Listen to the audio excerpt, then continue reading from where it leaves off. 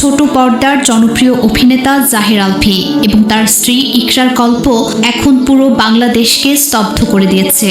মাত্র ১৯ বছর বয়সে ভালোবাসার ঝোঁকে পালিয়ে বিয়ে করেছিলেন তারা। তখনও জানতো না জীবন তাদের কত কঠিন পরীক্ষায় ফেলবে।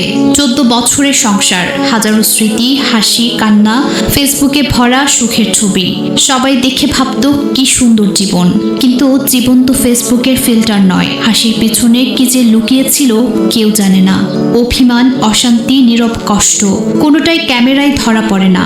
আজ ২৮ ফেব্রুয়ারি ২০২৬ দুপুর ১:৩০ থেকে ১১:৩০টার দিকে রাজধানীর মিরপুর ডিওএইচএস নিজের বাসায় ইকরা নিজেকে শেষ করে দিল। পুলিশ উদ্ধার করেছে ছোট্ট দেহ। ইকরার স্বামী জাহের আলভী তখন নেপালে শুটিংয়ে। খবর পেয়ে ভেঙে পড়েছেন। ফেসবুকে লিখেছেন হৃদয় ছিঁড়ে যাওয়ার কথা। আজ দুপুরে মিরপুর ডিওএইচএস এর বাসায় আমার স্ত্রী ইকরা আত্মহত্যা করেছে। আমি নেপালে শুটিংরত ছিলাম। খবর শোনার পর থেকে কথা বলার অবস্থায় নেই। আমি বুঝতে পারছি না আমাদের সন্তান আর আমার কথা না ভেবে সে কেন এভাবে চলে গেল। সবাইকে অনুরোধ, আমাকে আর আমার পরিবারকে একটু সময় দিন।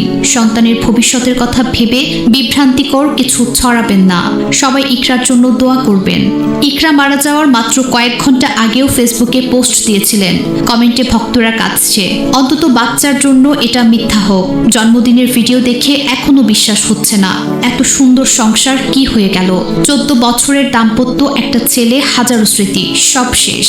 সবচেয়ে বড় কষ্ট সেই ছোট্ট ছেলেটার। মা হারালো। বাবা হয়তো একদিন নতুন করে জীবন শুরু করবেন, কিন্তু মা আর ফিরবে না। জীবন মানে এই না যে সবকিছু দেখা যায়। অনেক কিছু লুকিয়ে থাকে গভীরে। অনেক কষ্ট চুপচাপ খেয়ে ফেলে মানুষ, আর কখনো সহ্যের সীমা ছাড়িয়ে যায়। ইকরা, তোমার জন্য দোয়া, তোমার ছেলের জন্য শক্তি চাই।